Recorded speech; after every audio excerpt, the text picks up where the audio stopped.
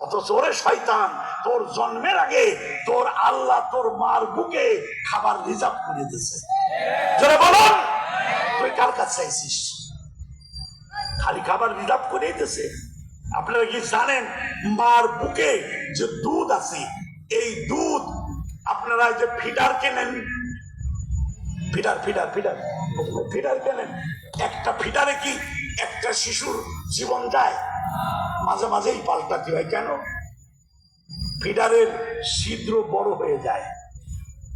আপনার মা 10টা সন্তান 11টা সন্তান প্রসব করেছে, ওর ফিডারের ছিদ্র বন্ধ হয়েছে, বড় হয়েছে।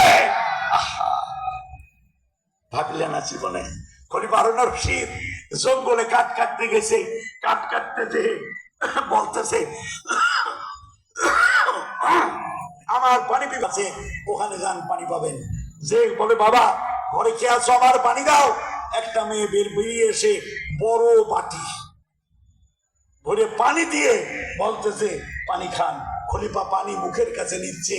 সামনে আপনারা জানেন আমার মুরব্বি যারা আছে, আমরা ছোটবেলা দেখেছি শনখেরের ঘর ছিল না, শনখের।